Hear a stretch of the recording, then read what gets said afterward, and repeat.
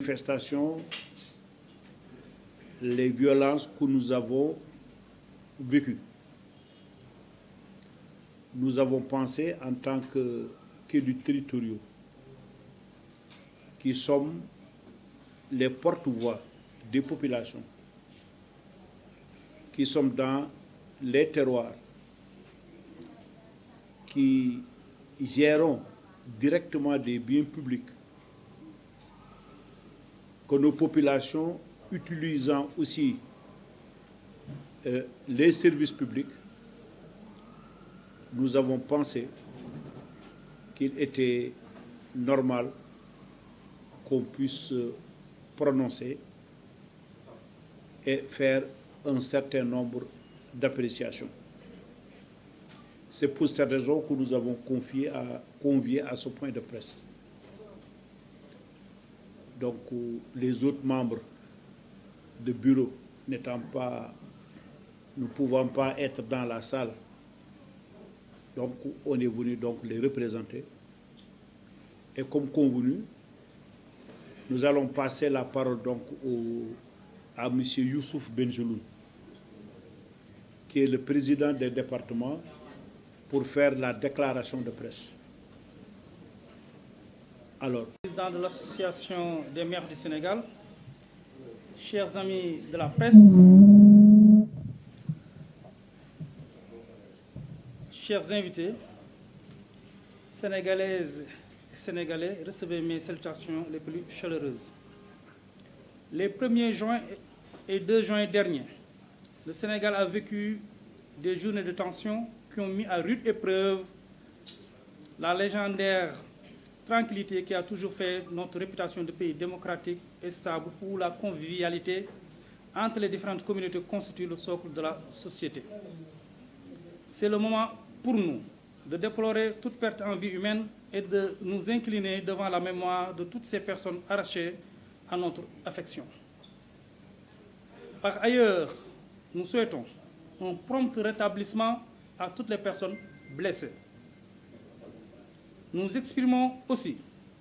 notre solidarité à toute personne ayant subi des dommages et destructions de la part des casseurs qui ont profité de cette situation malencontreuse pour commettre leur sale besogne. Ce mouvement social de protestation, présenté comme une révolte populaire, a été préparé, orchestré de très longue date, avec comme dessein de miner les fondements de la République et de casser les ressorts de la nation patiemment construite des décennies durant. Ces attaques, avec des affrontements planifiés à l'encontre de nos forces de défense et de sécurité, le saccage des biens publics, la destruction et le vol de biens privés pouvaient conduire à une insurrection généralisée. Mais fort heureusement, l'État, avec sa tête, le président Macky Sall, a su faire face à cette tentative de déstabilisation du pouvoir et de conquête déguisée du pouvoir suprême. Nous, exécutifs locaux, regroupés au sein de l'Association des départements du Sénégal et de l'Association des maires du Sénégal, marquons notre totale désapprobation de cette tentative de déstabilisation de notre pays. Réitérons notre entière confiance au président Macky Sall et à son gouvernement. Exprimons notre fierté légitime devant la posture républicaine et responsable de nos forces de défense et de sécurité. Magnifions la hauteur de vue de nos guides religieux et autorités coutumières. Saluons le courage des hommes politiques qui ont fait preuve de responsabilité en répondant à l'appel du chef de l'État pour un dialogue sur l'avenir de la nation tout entière. Condamnons avec la dernière énergie le saccage de nos écoles et universités. Désapprouvons cette défiance régulière vis-à-vis de la République et de ses institutions. Condamnons fermement les attaques contre les locaux des mairies et des conseils départementaux. Encourageons les jeunes à s'engager en politique et à s'intéresser à la gestion de la cité. Mais nous les exhortons à toujours privilégier le débat des idées dans un esprit constructif pour l'intérêt public. Pour finir, nous demandons solennellement en son Excellence Macky Sall, le président de la République, de bien vouloir prendre toutes les mesures appropriées pour assurer la quiétude des citoyens, la stabilité et le fonctionnement des institutions, la sécurité des personnes et celle de leurs biens, l'exercice des droits et libertés garantis par la charte fondamentale de notre pays. Je vous remercie de votre aimable attention. Vive le Sénégal, vive la République. ñoo ngi rafetlu seen teewaay di jéggalu ci conditions yi ñuy liggéey nii dara warula ko nag. On a une très bonne salle de réunion, mais on l'a prêtée à la commission de dialogue, à la commission de décentralisation bi nga xam ne moo nekk ci dialogue national bi. moo tax ñoo ngi rafetlu seen teewaay di jéggalu ci conditions yi. président yeeg yeneen maire yi nga accompagne yëpp ñu nekk ci bureau bi yëpp comme de salle dafa xaw a xat ñoom ñëpp mënuñu teew fii ñun ñaar rek ñoo fi teew ak suma président Sarayen Moussa Danfa mi nga xam ne moo nekk président bu moo leen teewal fii ci tey nii ak monsieur le maire Malick mi nga xam ne moom itamit moo ngi fi teew pour représenter ak Omar Ba ak man mii nii mboolum élu yi nga xam ne ñoo ngi nekk ci ADS muy association des départements du Sénégal ak AMS muy association des maires du Sénégal. lu xew nag leen rek la dañoo seetlu que ne le 1er ak le 2 juin bi passé Sénégal dafa jànkuwante ay jafe-jafe yu métti ci wàllu dal bi nga xam ne moom la ñu ñëpp xamee ba ñuy bàkkee dëkk bu démocratique dëkk bu stable bi nga xam ne nekk ni suñu biir mooy li nga xam ne moo waral bennoo buñ nekk bu askan wi nekk benn jafe-jafe yooyu nag indi ay jiix jaaxa yu bëri ba tax na dañuy commencer rek door suñuy propos jaal ñi nga xam ne ñëpp jiitu nañu te ñu jóge ci xew-xew yu métti yooyu noonu di mastawu ñi nga xam ne ñoo ngi ci jële ay gaañ-gaañ di leen ñaanal ñu ànd ak wér ci nu mu gën a gaawee waaye tamit di wax ne suñ xel ak suñ xalaat moo ngi dem ci képp koo xam ne ñàkk nga ci sa bien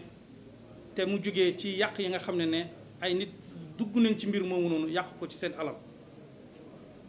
mbir moomu nag mouvement social boobu noonu ñu bu ko wane ne révolte la nekkul leen lu dul loo xam ne ay mbir yoo xam ne dara tax koo jug lu dul salfaañe suñu république bi nga xam ne ñu ñëpp ko bokk waaye tamit yàq nation bi nga xam ne suñu maam yi ñoo ko tabax ay at téeméer wala ay fukki at ci ginnaaw loolu nag ñoo ngi koy ñaawlu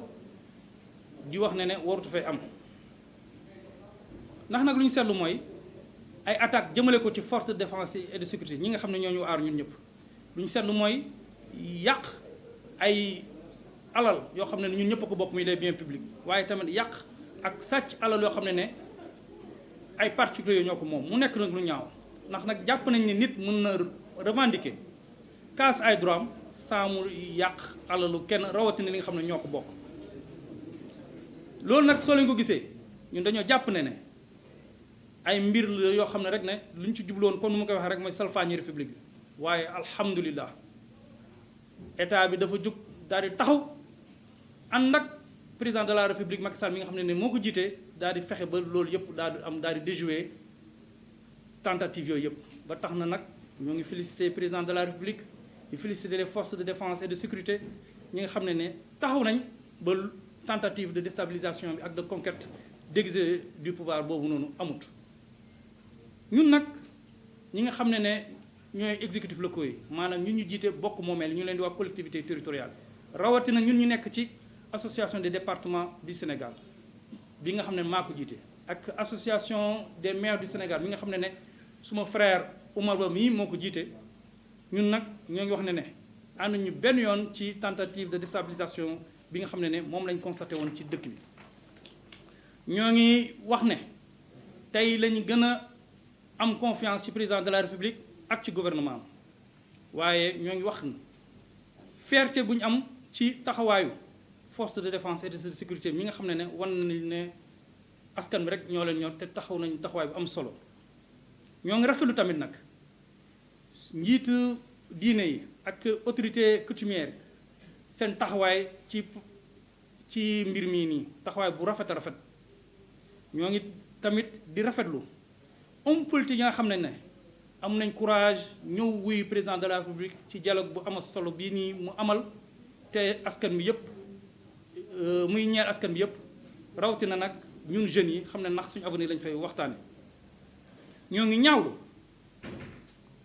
yàq yi nga xam ne ñoo ngi ko yàq université yi lu toll ci ñaari université wala bokk nu mu dee université Cheikh Anta Diop yàq nañ ko ba mu ne yaxet ak ay écoles yu bëri yàq nañ leen ñoo ngi koy ñaawlu lu xew université Cheikh Anta Diop mënuñu ko nangu ndax foo xam ne ay archives yoo xam ne depuis 1957 ñoo ngi fi woon ñu yàq ko loolu jaaduwul ñoo ngi koy ñaawlu comme ni ñu ñaawloo yeneen écoles yi nga xam ne yàq nañ leen pour man kuy xeexal ndawam kuy xeexal dëkkam warul salfaaña bërëb yi nga xam ne foofu la ñuy jëlee xam-xam waaye tamit ñoo ngi ñaawlu attitude défiance bi nga xam ne am na ñu ko am vis-à-vis de la république ak kuréel yi nga xam ne ñoo ŋànk république bi lu ñu gën a métti nag en tant que élu locaux mooy yenn mairie yeeg yenn conseil départemental yi nga xam ne dañ ko attaqué ñu ngi koy ñaawlu ba fu ñaawlu yem ñoo ngi ñaax nag ndaw yi ñu gën a dugg ci politique waaye pas ban politique bi nga xam ne mooy defar suñu dëkk politique boo xam ne débat d'idées lay doon waaye du nekk ay xeex ci terrain physiquement loolu yëpp nag ngir rek ñu jiital lan jàmm soxla askan wi ñoo ngi terminé ñun élus locaux yi nga xam ne man Ahmadou Sow Bengelloune président du département du Sénégal ak Omar Ba mi nga xam ne mooy président AMS ñoo leen fi teewul fii ñoo ngi wax ne président de la république ñoo ngi lay ñaan nga jël bépp matuwaay boo xam ne pour dal gi nga xam ne moom na xam Sénégal mu continuer nga jël matuwaay yépp ba institutions yi ñu fonctionner normalement waaye nga jël matuwaay yépp yi nga xam ne dina garantir suñu sécurité ak suñuy sécurité alal sénégalais yépp ñoo ngi lay ñaan nga jàppale askan wi ba lépp li nga xam ne dina ndëlmal république bi nga taxaw ci ba mu du am en tout cas ñoo ngi leen di sant di leen gërëm di wax ne Sénégal ci kanam république bi ci kanam